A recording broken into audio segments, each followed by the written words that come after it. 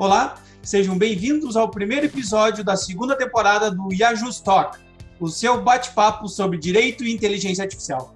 Eu sou Fausto Moraes e, junto com Lucas Carini, estamos recebendo com muita satisfação o professor Dr. Ivar Hartmann para falar do seu artigo que trata de fake news, pandemia e moderação de conteúdo. O professor Ivar Hartmann é professor associado do INSPER, doutor em Direito Público pela UERJ, mestre em Direito Público pela PUC Rio Grande do Sul, mestre em Direito LLM pela Harvard Law School. E o Lucas Carini vai começar hoje com essa atividade de entrevista. Obrigado, professor Fausto. Um prazer imenso recebê-lo, professor Ivar Hartmann, poder debater um pouco mais sobre esse assunto tão atual, e tão relevante para a pesquisa, principalmente nesse momento de pandemia. E eu gostaria de destacar em relação à introdução do seu artigo, o professor fala sobre o problema da disseminação do fake news, especialmente agora, então, durante a pandemia da Covid-19, e tanto como um problema para a saúde pública, como um problema para o debate público e para a própria sustentabilidade da democracia. Recentemente teve um relatório de notícias digitais 2020, feito pelo Instituto Reuters, que apresenta que uma entrevista feita em 80 mil pessoas em 40 países, o Facebook e o WhatsApp, eles são as principais plataformas para difusão de conteúdos falsos, E segundo o relatório, inclusive, o Brasil está entre um dos principais países em que circulam essas fake news. A minha pergunta é, nesse cenário em que significativa parcela da população obtém informações desses aplicativos de mensagens e de redes sociais, e que, na verdade, não buscam informações da origem dessa notícia, ou não buscam a informação da veracidade dessa notícia, como prevenir as fake news nesse cenário? Obrigado, Fausto. Obrigado, Lucas. É um grande prazer falar sobre esse tema com vocês, compartilhar esse momento aqui. Acho que inteligência artificial e a sua regulação hoje no Brasil e em tantos outros países é um tema tão complexo quanto relevante, quanto urgente. E isso não é diferente no caso do combate às fake news. Então, é muito fácil perceber que existe um consenso quase universal em relação à preocupação que as pessoas têm quanto a fake news, em relação um consenso a fake news é algo ruim, precisa ser combatido. Muito bem. Como combater? Aí onde acaba o consenso e começa a dificuldade, começa a controvérsia. Então, a questão é como combater. De fato, como o Lucas falou, isso está fortemente relacionado a estilos e tradições sobre consumo de notícia. Eu acho que os debates de resposta jurídica, a resposta que o nosso legislador pode e deve dar para as fake news, inclusive na pandemia, isso foi uma coisa que a gente tentou diagnosticar no artigo, passa ao largo, ignora justamente a necessidade de pensar esse novo perfil de consumo de notícias, e ele passa por dois pontos. São dois pontos aí que eu acho que precisavam ser mais pensados e mais discutidos. Primeiro é que as pessoas não são mais apenas consumidoras passivas de notícias. Então, diferentemente de 30 anos atrás, nós não estamos num cenário onde a preocupação com quem produz e quem dissemina é apenas uma preocupação focada em grandes players de mídia tradicional. Não. Quem produz e especialmente quem dissemina hoje é uma questão relacionada à população como um todo. A gente tem milhões e milhões de pessoas produzindo e especialmente disseminando. E pensar o fim da linha, pensar uma das pontas isoladamente sobre responsabilidade de plataforma, na minha opinião, muitas vezes ignora essa grande mudança de paradigma. A segunda questão está relacionada a uma diferença em relação à confiança. Quando a gente tinha pouquíssimos meios de comunicação, e para cada pessoa, há 30, 40 anos atrás, a pessoa tinha 2, 3, talvez, jornais, revistas, canais de televisão que eram de sua confiança, onde ela consumia notícia.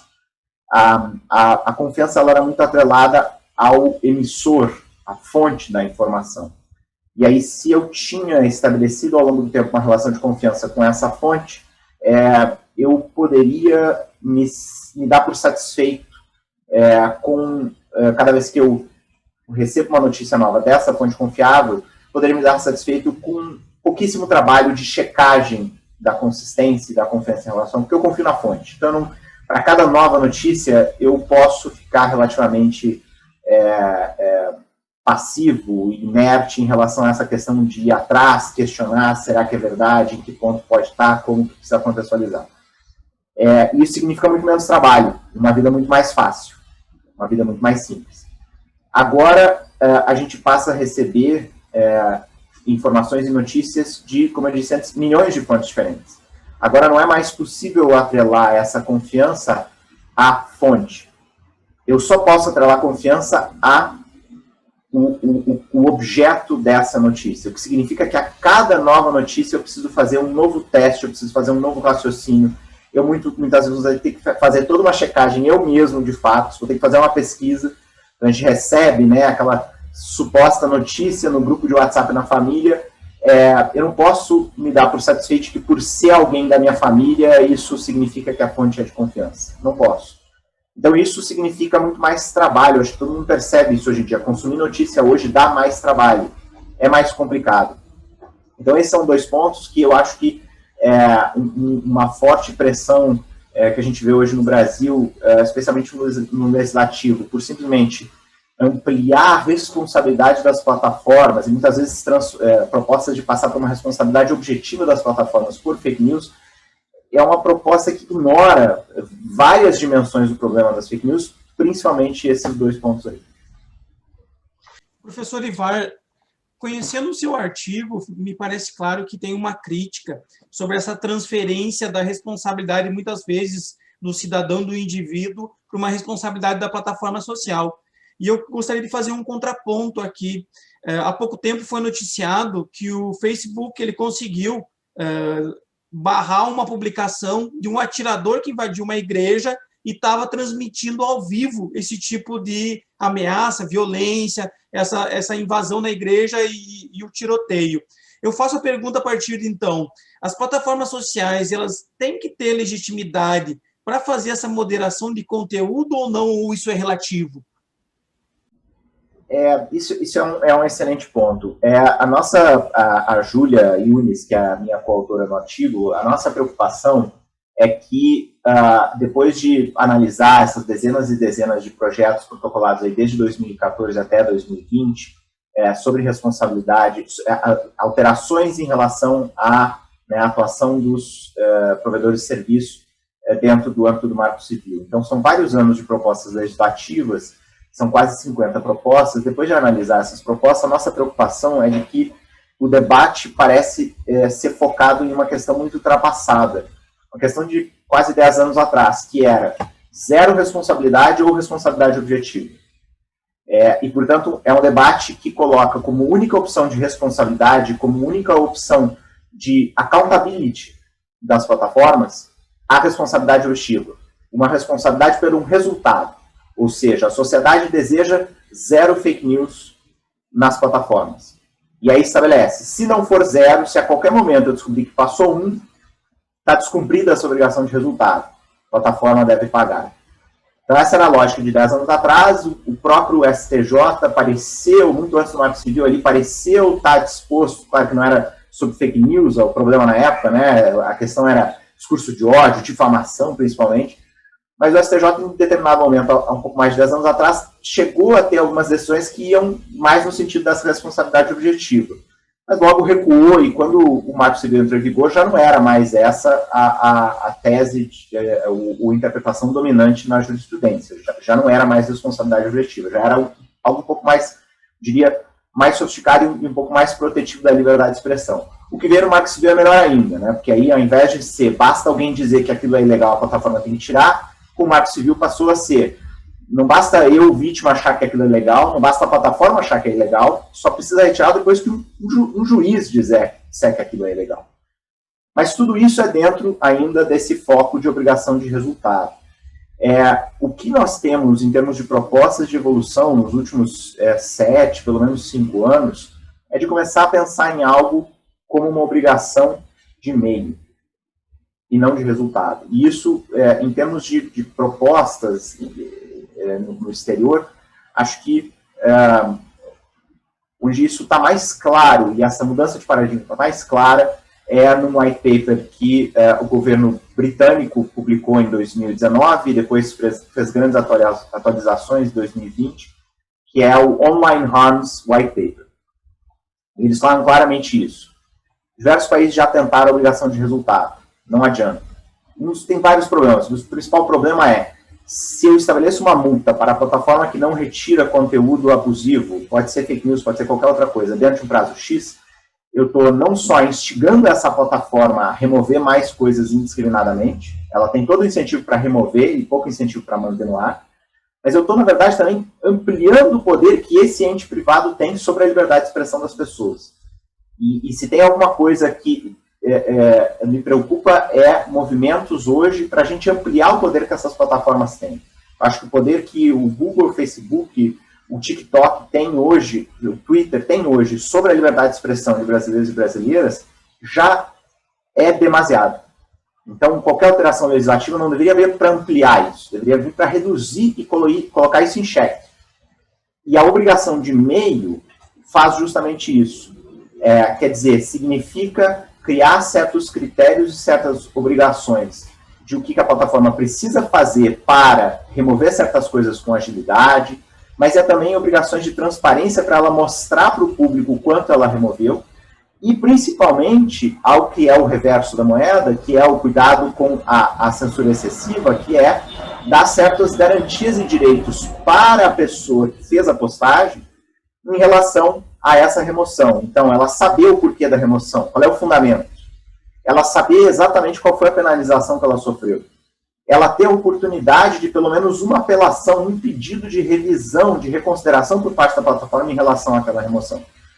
Então, isso é um cenário em que, se a plataforma tem certas obrigações de meio, e em determinado momento eu acho uma postagem abusiva que não deveria estar lá, que está na plataforma, a plataforma vai ser multada. Se ela está constantemente cumprindo todas essas obrigações de meio que o governo determinou, que o legislativo determinou, que eventualmente algum órgão do executivo está fiscalizando, o fato de ter passado uma não significa que ela descumpriu as obrigações de meio. Eu acho que isso cria um ambiente muito mais saudável, inclusive para a inovação e para as plataformas, para a atuação comercial das plataformas. Perfeito. Professor, uma coisa que eu achei interessante no artigo é que vocês definem o que seria uma manifestação de fake news, né? E aí vocês trazem dois requisitos, né? Que essa manifestação se apresente como se notícia fosse, né? Adotando então uma aparência jornalística, né? E também que na elaboração dessa manifestação tenha sido respeitado então padrões jornalísticos. Me vem à mente justamente essa questão dessas fake news que circulam em grupos de WhatsApp, por exemplo, né? Que são, às vezes, manifestações desajeitadas ou desformatadas, né? Esse formato dessas manifestações / fake news não pode ser formato que possam escapar desse crivo classificatório de fake news. Eu queria que o professor comentasse um pouco mais sobre esses requisitos. Perfeito, acho que isso é crucial, né? E, de fato, muitos debates sobre fake news hoje no Brasil, em outros países também, são feitos sem sequer se adotar primeiro algum tipo de preocupação com o conceito do que é exatamente fake news. Eu acho que o conceito frequente que a gente já vê na legislação brasileira, especificamente no Código Eleitoral, focado em falsidade, ele não funciona por diversas maneiras, por diversas razões. Em termos de liberdade de expressão como um todo, essa fixação que a jurisprudência brasileira tem em identificar na falsidade uma razão para a limitação da liberdade de expressão também é plenamente equivocada e não é seguida, não é seguida em todos os países. Isso não é tão simples assim. Em muitos países, o fato de ser falso por si só da afirmação não significa que pode ser restringido. E existem várias razões para se proteger, mesmo as manifestações que podem ser consideradas por algumas pessoas como falsas. A maior preocupação é que um conceito de fake news baseado em falsidade, ele coloca todo o poder nas mãos do judiciário para dizer o que é verdadeiro na sociedade, no debate público. E eu acho que qualquer conceito que coloque nas mãos de um órgão do Estado, não importa se é o judiciário, se é o legislativo ou executivo, mas que coloca nas mãos do Estado a definição do que é verdadeiro no debate público, é problemático, por si só, inerentemente. E eu acho que existem alguns exemplos que a gente cita no artigo que testam esse conceito e mostram que isso não funciona. O caso do vídeo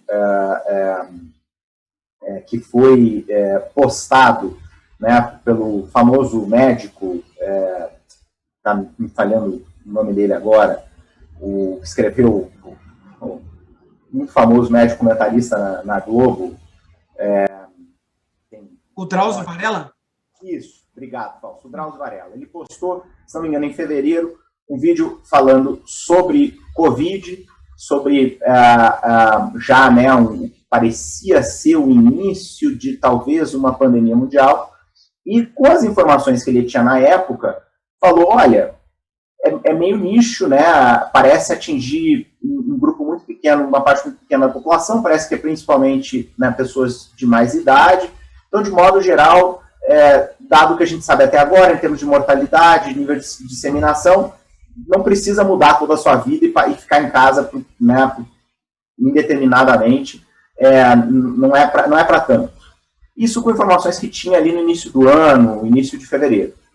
O próprio médico, depois, 2 meses depois, a partir de novas informações, relevantes informações sobre como a doença, o vírus, se desenvolveu e como impactou não só o Brasil, mas outros países, mudou de opinião. O que é natural, né? Na ciência, a gente testa hipóteses, a gente às vezes tem o estado da arte do que a gente tem de resposta para uma pergunta num momento pode ser um, e no momento depois pode ser outro, pode mudar. A opinião dele mudou. E acho que mudou como mudou a opinião de grande parte da comunidade médica.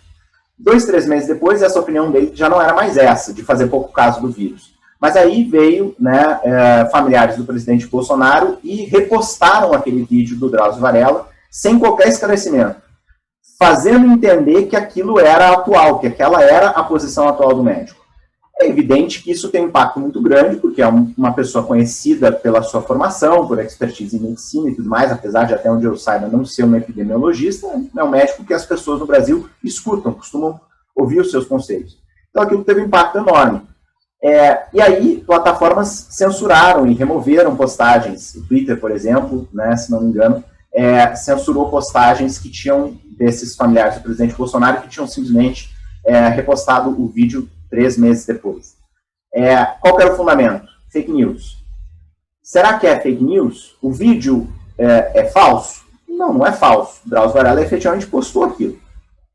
Em algum momento, aquela era a opinião dele. Então, o vídeo existe, aquilo foi a opinião dele, foi postado por ele, não tinha nada de falso na repostagem. Então, esse é apenas um exemplo, né? Se a gente for pensar, o que era mais problemático não era que havia fatos falsos, o que era problemático é que a pessoa que estava repostando o vídeo 3 meses depois estava fazendo acreditar que aquilo era atual. E é algo basilar de estándares de jornalismo que, quando eu cito numa matéria a opinião de uma pessoa, eu preciso me certificar de que aquela é a opinião da pessoa no momento da publicação da matéria, e não 5 anos antes, 10 anos antes, ou em algumas coisas que tem uma dinâmica de mudança muito rápida, 3 meses antes.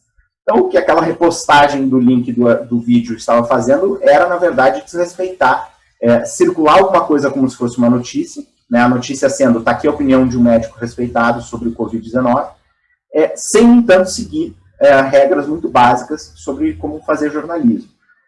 Então, eu acho que a gente precisa se preocupar mais com o conceito de fake news do que a gente se preocupa hoje.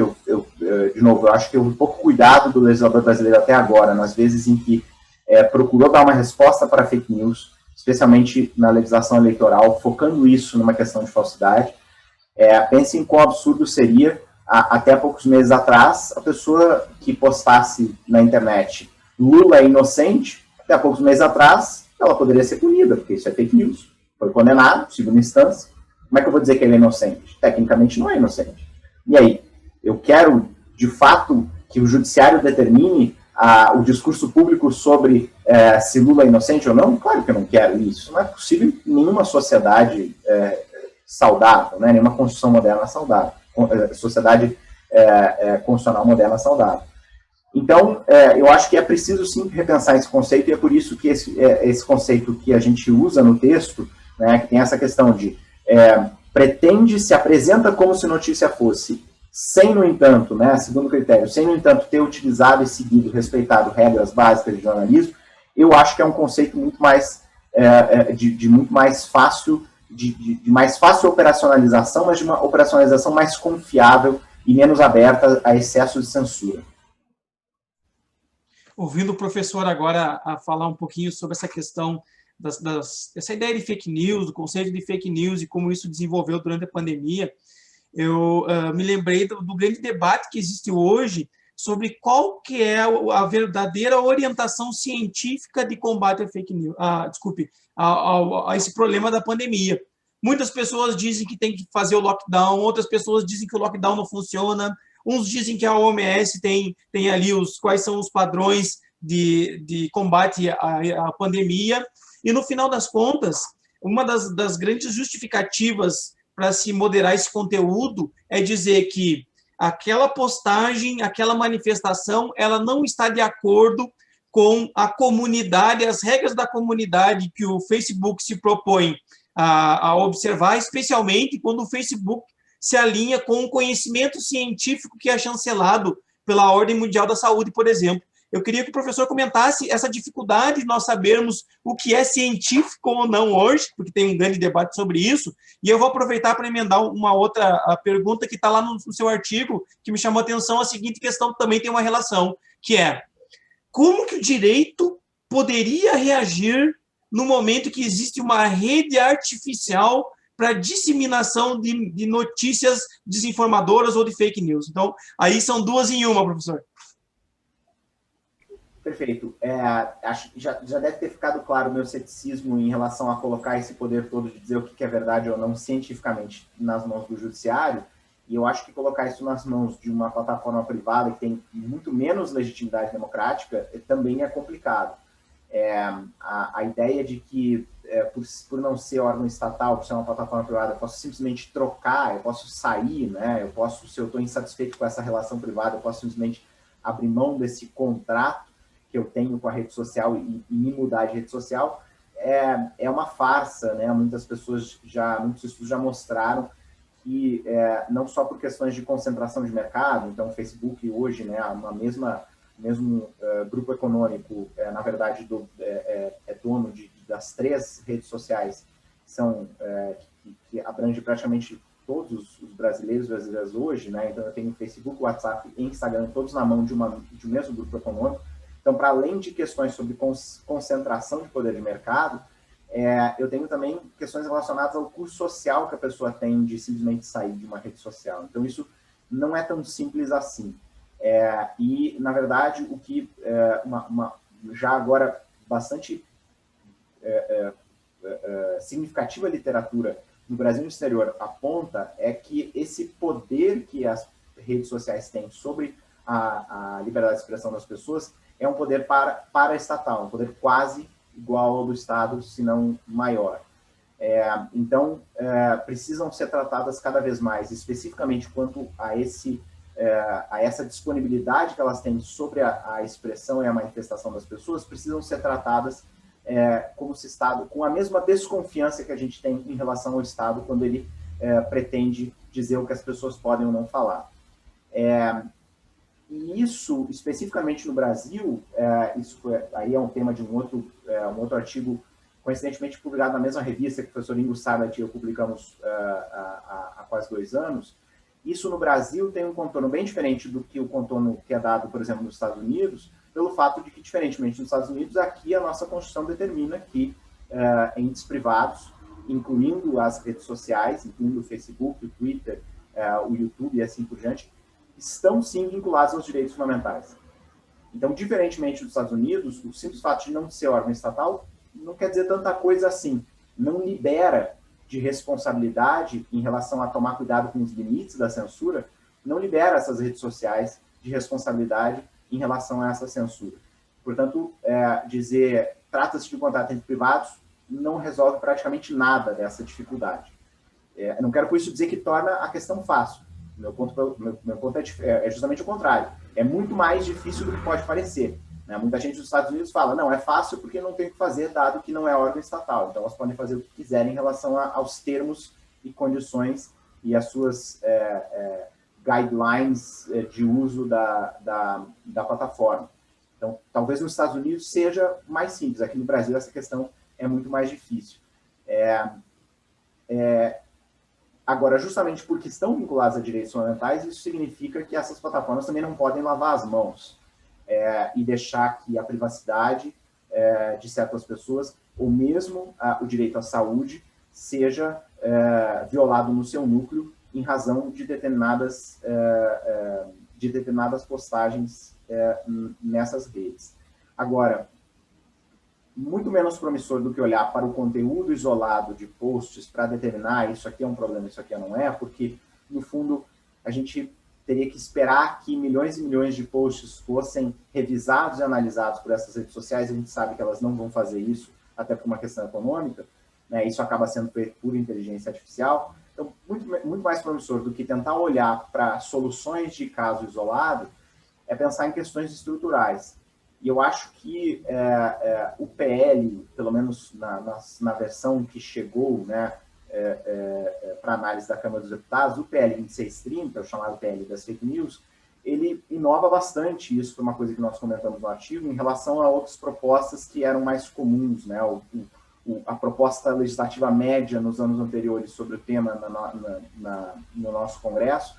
O PL 2630 ele inovou bastante ao criar justamente obrigações e critérios relacionados a questões estruturais, como a transparência de o que é uma conta robô, digamos assim, o que é um bot, o que é uma conta automatizada e o que não é uma conta automatizada.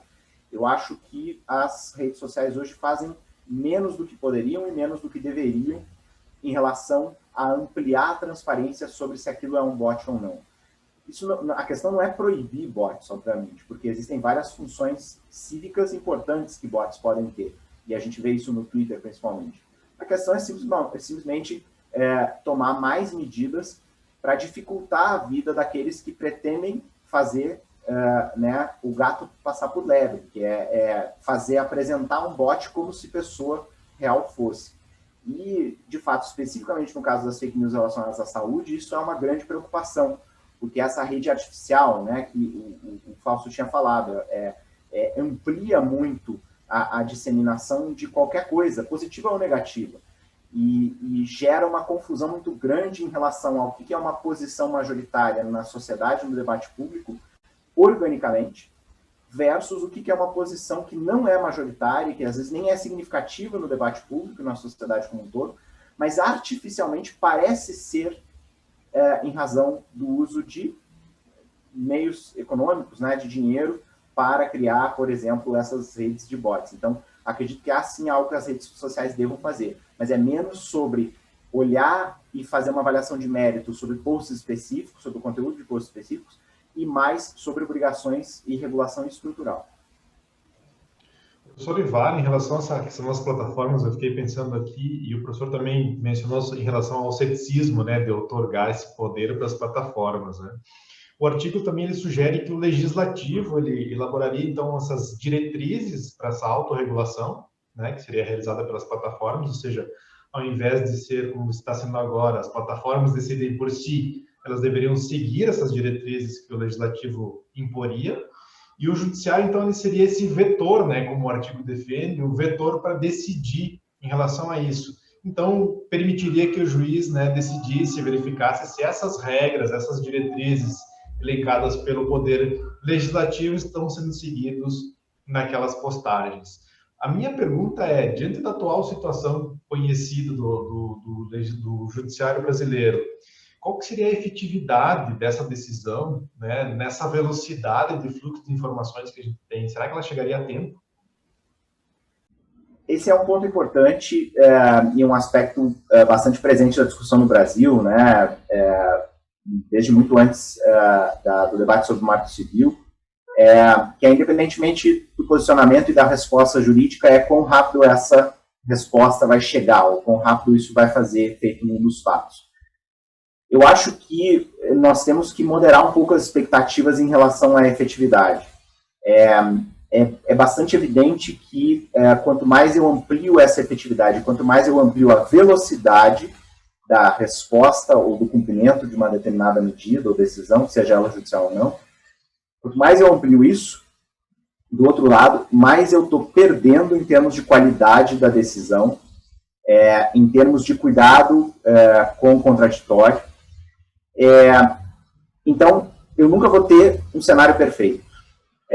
Eu sempre vou ter opções onde eu tenho alternativas. Em relação a essas alternativas, nenhuma delas vai ser perfeita do seu ponto de vista de efetividade, e eu tenho que pensar o trade-off.